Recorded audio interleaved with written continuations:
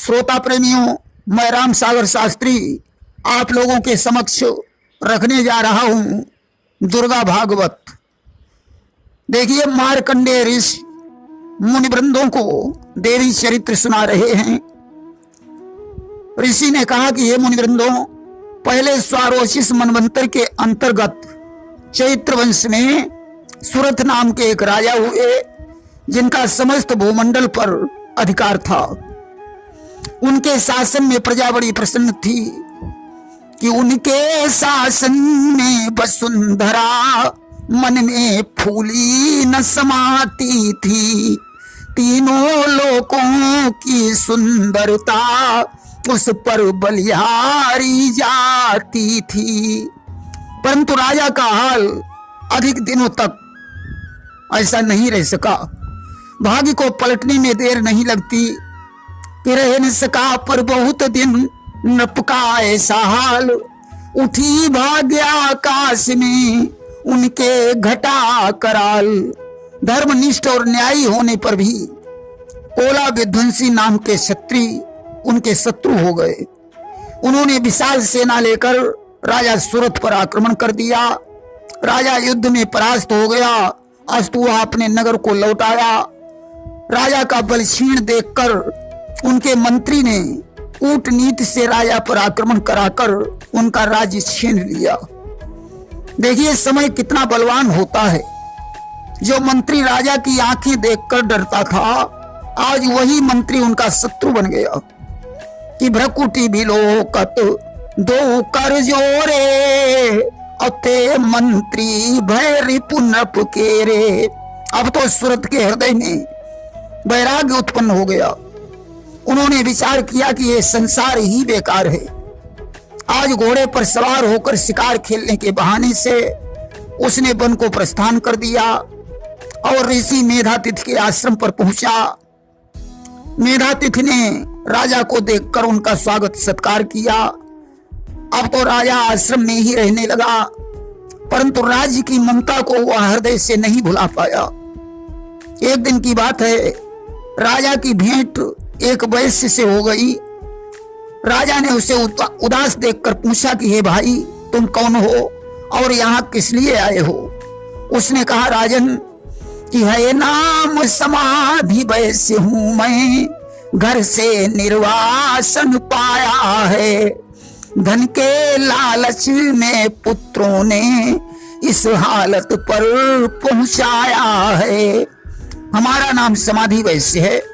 धन के लालच में स्त्री पुत्रों ने मुझे घर से निकाल दिया है।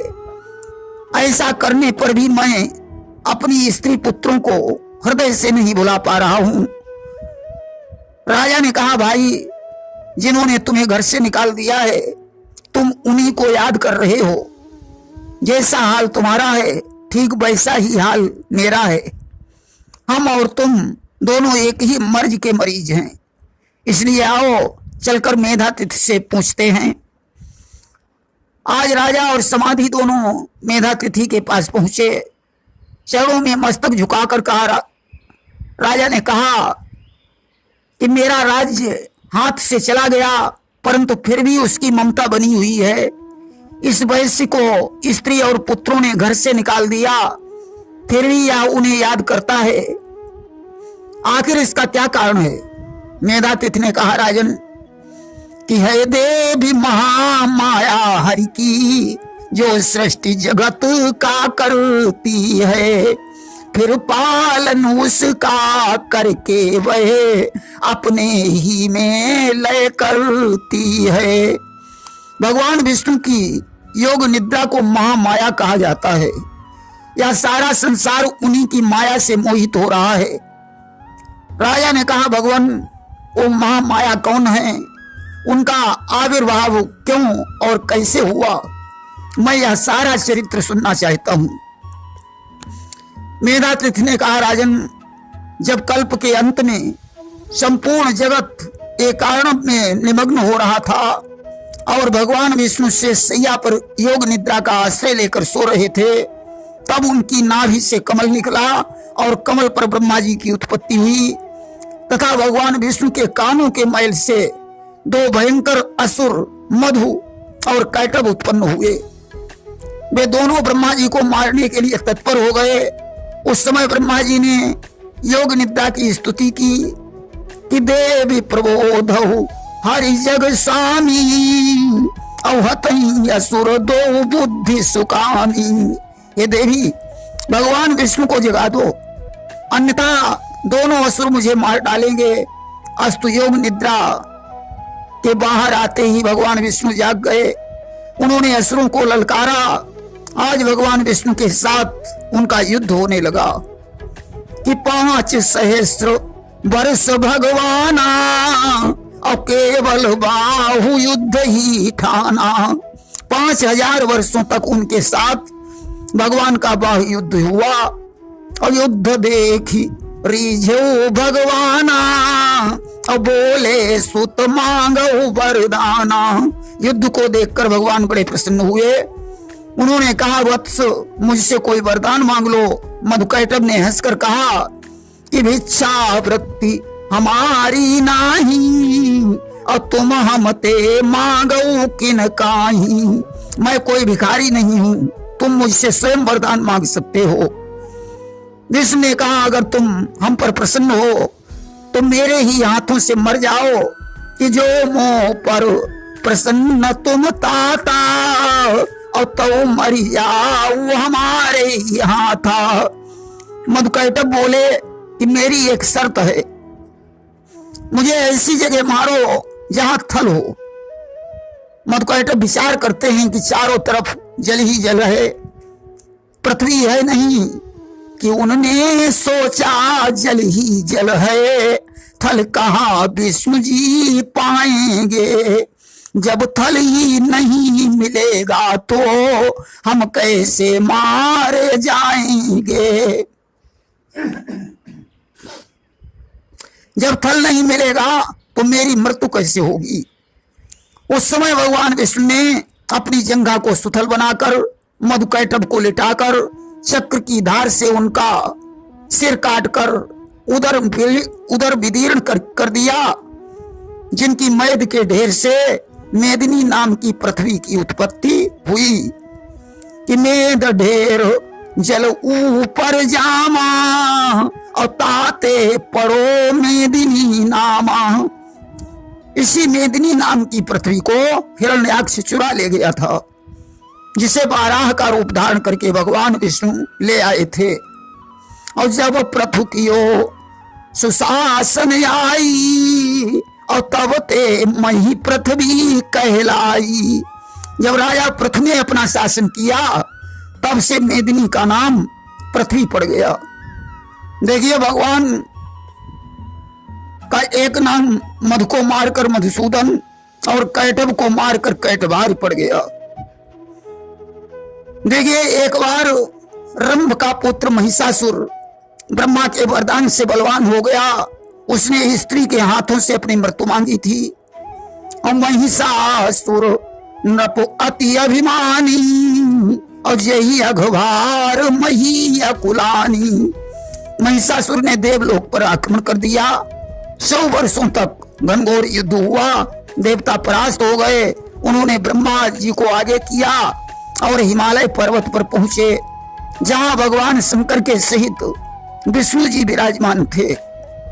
देवताओं ने हाथ जोड़कर निवेदन किया कि हे हरिहर, महिषासुर ने देवलोक छीनकर हम लोगों को निर्वासित कर दिया है। आज देवताओं के वचन सुनकर भगवान विष्णु और शिव को क्रोध आ गया कि देव वचन सुनी विष्णु हर कीन्हु कोप महान। मुख आकृति विकृत हुई भ्रकुटी हुई कमान।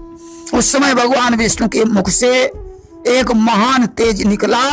उसी में ब्रह्मा शिव इंद्रादि देवताओं के शरीर से निकला हुआ तेज मिल गया और एकाकार होकर नारी के रूप में परिणित हो गया। प्रेम से बोलिए दुर्गा मैया की जय। देवताओं ने उन्हें आभूषण और अस्त्र प्रदान किए। हिमालय ने उन्हें सिंह प्रदान किया। देवताओं ने उनकी स्तुति की। आज 18 भुजाओं वाली देवी महालक्ष्मी सिंह पर सवार होकर भीषण गर्जना करने लगी कि अट्टहास पुनि बार ही बारा अकीन उच्च स्वर विविध प्रकारा। उनकी गर्जना से आकाश हिलने लगा। इस प्रकार देवी ने आज युद्ध के लिए प्रस्थान किया। महिषासुर ने विशाल सेना लेकर उनका सामना किया। चिक्षुर, उदग्र, चामर, महाहनु, अश्लोमा, बास्कल, बिडाल आदि दैत्य सेना सहित मारे गए। तब महिषासुर महिष रूप में युद्ध करने आया। देवी का वाहन सिंह भी सेना का विनाश करने लगा। आखिरकार महिषासुर युद्ध में मारा गया। देवताओं ने फूलों की वर्षा की। एक बार शुंभ और निशुंभ ने देवताओं को स्वर्ग से निकाल दिया।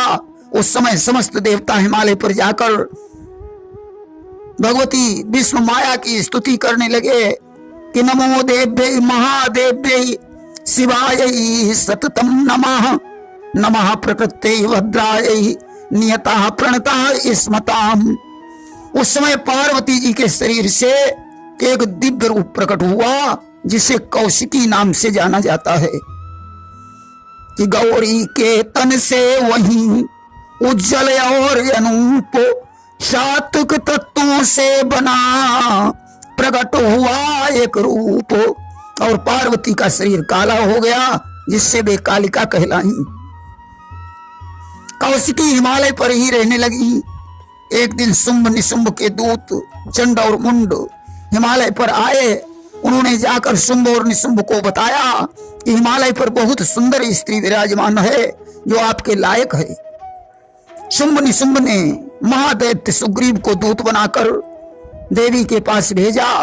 उसने जाकर देवी से कहा कि शुंभ इस समय त्रिलोकों का राजा है, तुम उससे अपना विवाह कर लो। भगवती दुर्गा ने हंसकर कहा, तुम ठीक कहते हो, परंतु मैंने एक प्रतिज्ञा कर रखी है कि जो मुझे युद्ध में जीतेगा उससे ही ब्याह करूंगी मैं, वरना यूं ही कुंवारी रहकर जीवन निर्वाह करूंगी मैं। जो मुझे युद्ध में परास्त कर देगा मैं उसी के साथ अपना विवाह करूंगी।